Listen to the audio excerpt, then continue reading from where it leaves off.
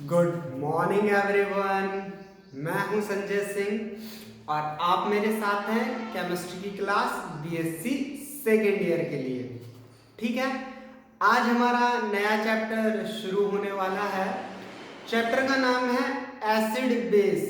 ठीक, acid and base. जो acids होते हैं, बेस होते हैं, क्या होते हैं, कैसे होते हैं, इनकी रिएक्शंस कैसी होती है, हम लोग इस पूरे चैप्टर में डिस्कस करने वाले हैं।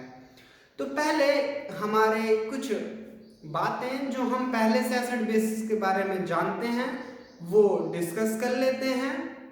फिर हम फर्दर डिस्कस करेंगे कि एसिड और बेसिस को एग्जैक्टली बांटा कैसे गया है, उनके लिए थ्योरीज कैसे डेवलप हुई, कौन सी थ्योरी किस पर्टिकुलर सब्सटेंस को एसिड मानती है और कौन सी थ्योरी किस दूसरे सब्सटेंस को एसिड मानती है, क्या एसिड बेस की कुछ खास बातें होती हैं या नहीं। ठीक है, पहले हमारे अर्लियर कॉन्सेप्ट में जाते हैं। सबसे पहले की थ्योरीज जो आई थी एसिड बेस की, वो आई थी एसिड और बेस के नेचर के अकॉर्डिंग।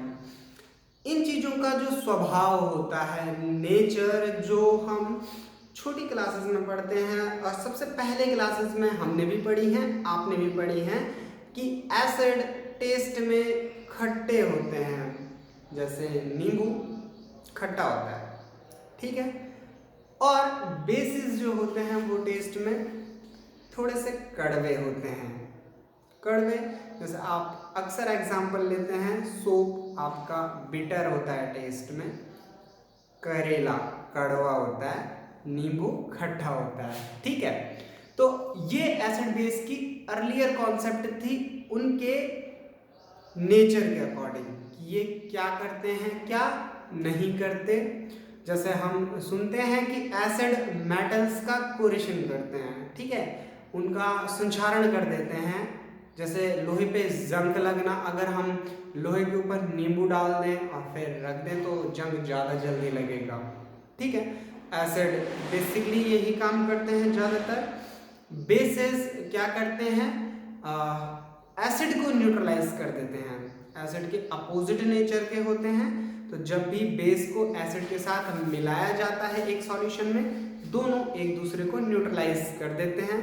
हालांकि फर्दर हम पढ़ेंगे, ये पूरा प्रोसेस न्यूट्रलाइजेशन कहलाता है और इसमें थोड़ा डिस्कस भी करेंगे, बट ये अर्लियर कॉन्सेप्ट था।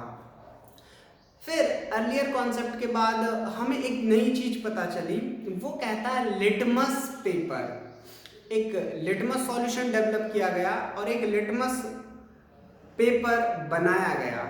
ठीक है, पहले जो हमारा प्लांट होता है उस प्लांट से लिटमस एक्सट्रैक्ट किया गया, फिर उसका सॉल्यूशन बनाया गया और फिर उससे एक पेपर डेवलप किया गया। ये पेपर कहता है कि जो एसिड होगा वो पर्टिकुलर लिटमस के कलर को चेंज करेगा। और किस कलर को चेंज करेगा, तो हमने कहा जो एसिड होता है वो ब्लू लिटमस को रेड कर देता है।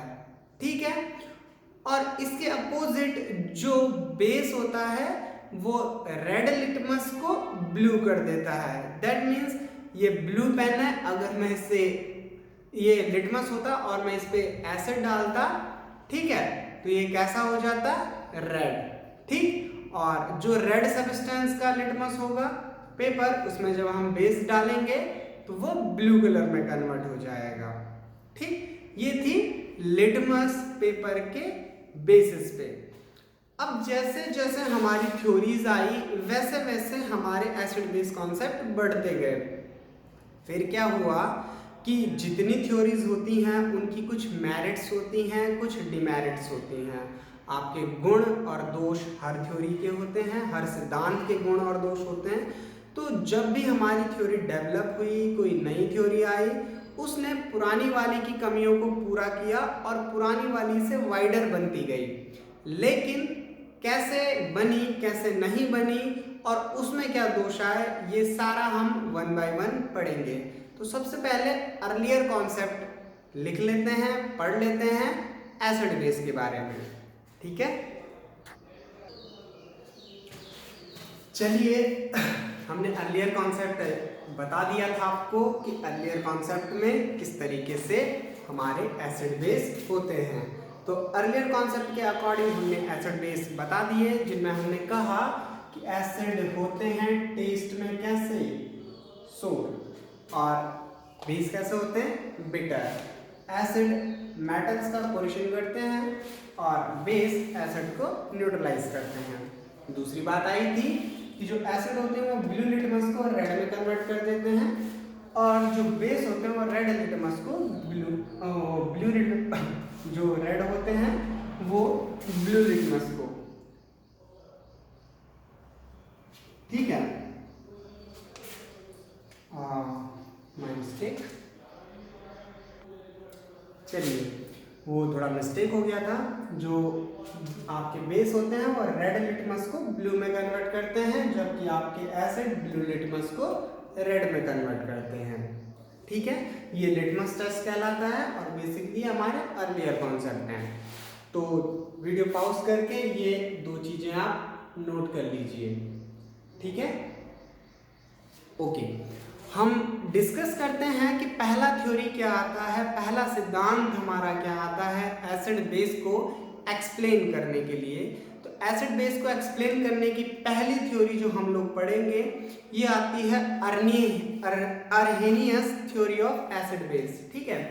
अर्हेनियस थ्योरी ऑफ एसिड बेस आपकी क्या कहती है कि जब भी हम किसी सब्सटेंस को सॉल्यूशन में डालते हैं, पानी के सॉल्यूशन में बेसिकली, अगर वो पानी में घुलकर जो पर्टिकुलर सब्सटेंस आप पानी में डालेंगे, पानी में घुलकर जब अपने आयंस में टूटेगा और अगर वो अपने आयंस में H पॉजिटिव आयन दे रहा है, ठीक है, H प्लस आयन दे, तो H प्लस आयन देने वाला सब्सटेंस आपकी एसिड कैटेगरी में आता है, ठीक।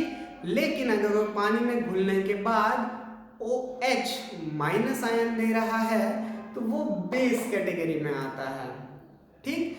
दैट मीन्स अर्हेनियस थ्योरी जो आपकी है ये सिर्फ इस बात पे डिपेंड करती है कि आपने किसी पर्टिकुलर सब्सटेंस को उठाया, पानी के एक सॉल्यूशन में डाला, पानी के सॉल्यूशन में डालने के बाद आपने जो पानी में उसे घोल दिया, घोलने के बाद आपको जो मिला, अगर उस रिजल्टेंट सॉल्यूशन में आपको H प्लस मिला तो वो आप घोले गए सब्सटेंस को पर्टिकुलरली जो आपने डाला उसे एसिड बोलेंगे, और अगर आपने घोले गए सब्सटेंस के बाद आपको क्या मिला OH माइनस, तो किस कैटेगरी से जुड़ जाएगा, बेस, ठीक है। अर्हेनियस थ्योरी ये बातें क्लियर करती है कि whenever we dissolve a substance into water, ठीक है, water solution and it dissociate and give H plus, then it is known as acid, and if the substance give OH minus then it is known as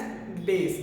That means H plus जलीय विलयन में जब कोई भी substance हो अपने जलीय विलयन में H प्लस आयन देता है तो वो अम्ल कहलाता है, और अगर कोई सब्सटेंस अपने जलीय विलयन में OH माइनस आयन देता है तो वो आपका क्या कहलाता है, क्षार, ठीक है। तो अम्ल क्षार एसिड बेस की सबसे पहली डेफिनेशन हम पढ़ेंगे Arrhenius theory of acid base.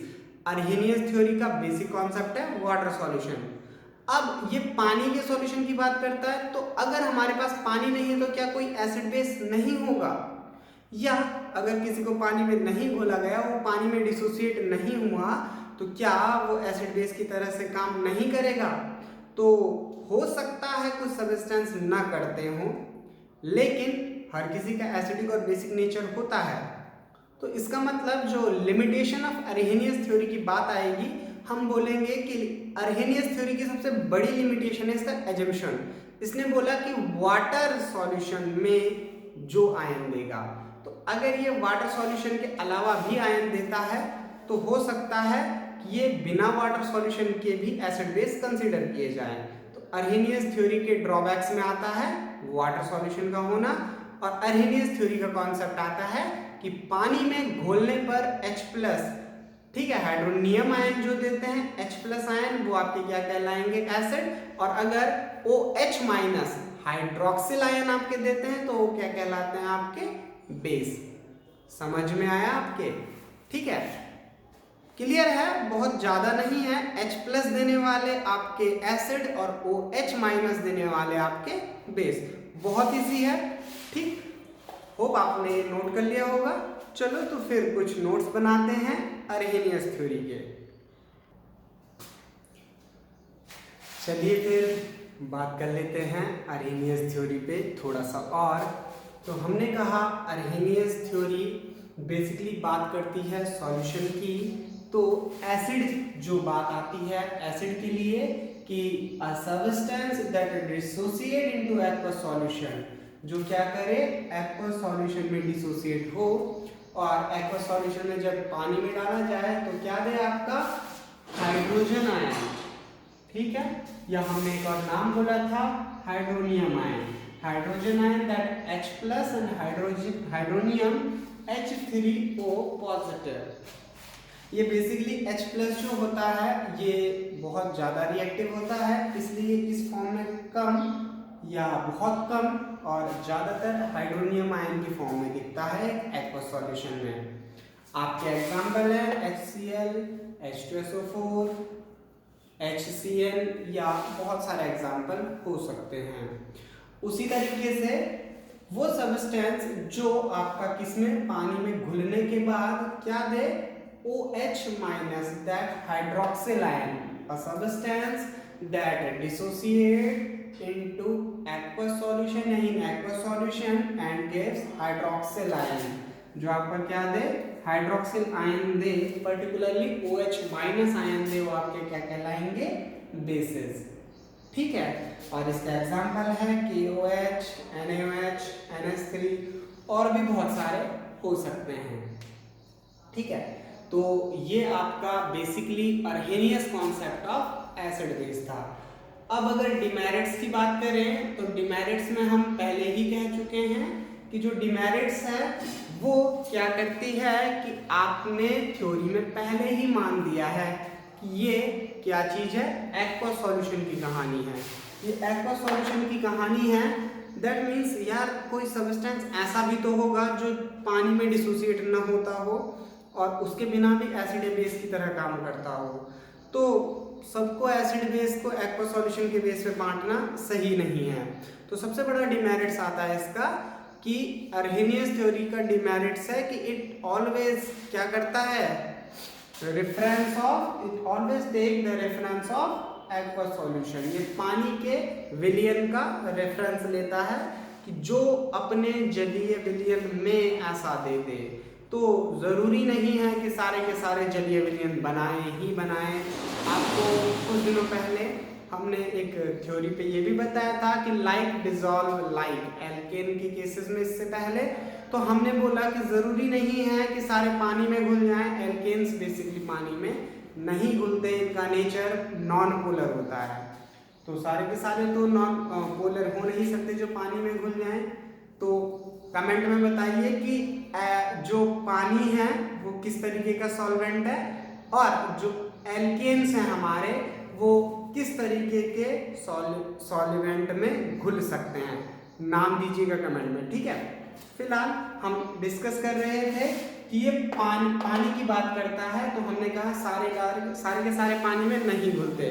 तो अर्हेनियस की सबसे बड़ी डिमेरिट्स है कि ये सिर्फ पानी की बात करता है, उन सब्सटेंस की बात नहीं करता जो पानी में नहीं घुलते।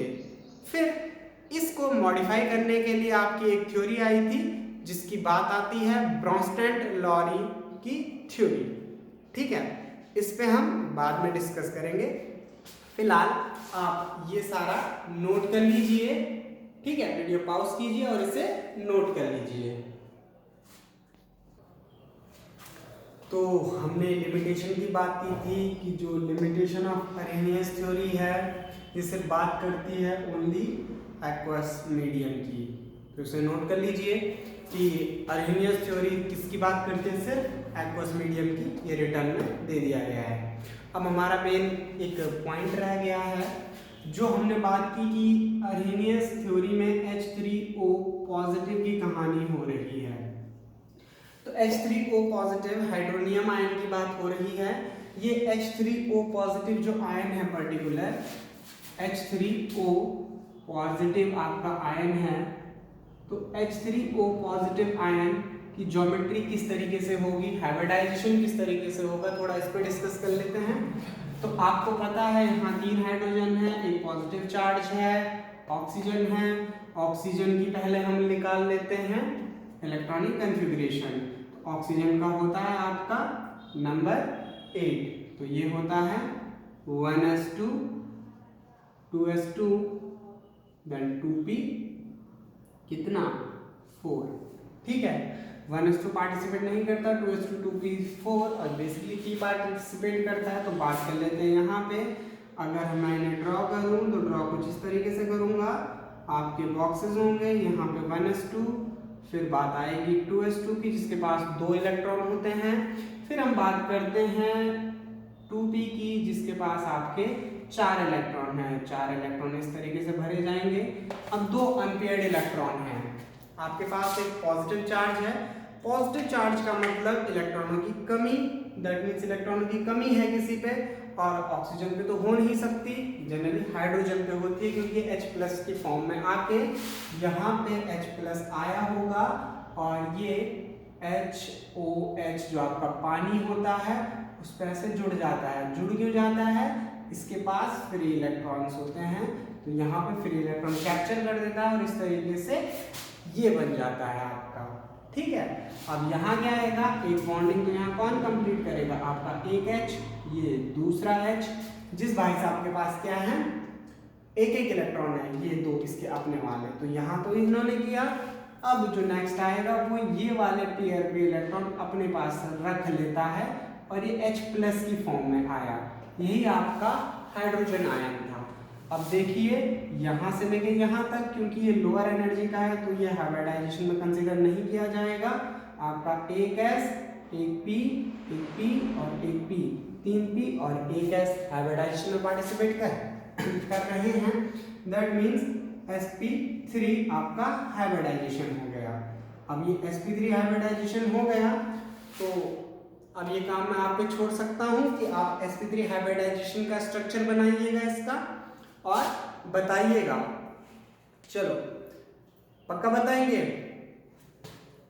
चलो ये काम मैं आप पे छोड़ता हूँ। नेक्स्ट लेक्चर में हम इसके स्ट्रक्चर को आपको बता देंगे अगर आपसे रह जाए तो, ठीक है। कमेंट में बताइएगा कि ये शेप किस तरीके का होता है और ये शेप जो हमारा H3O पॉजिटिव बनाएगा ये किस तरीके का शेप बनाएगा, ठीक है। सो आज की क्लास यहीं पे खत्म करते हैं। नेक्स्ट लेक्चर में हम देखेंगे एसएनडीज की अदर्स थ्योरी, जैसे हमने पहले ही बात कर दी थी, ब्रॉन्स्टैंड लॉरी की थ्योरी आने वाली है। तो कल संडे है तो कल तो आपकी क्लासेस होगी नहीं, कल की छुट्टी, फिर मंडे को आपकी क्लासेस लेंगे। तब तक के लिए खुश रहिए, सुरक्षित रहिए, अपनों को सुरक्षित रखिए। हम आपसे अगली क्लास में मिलते हैं।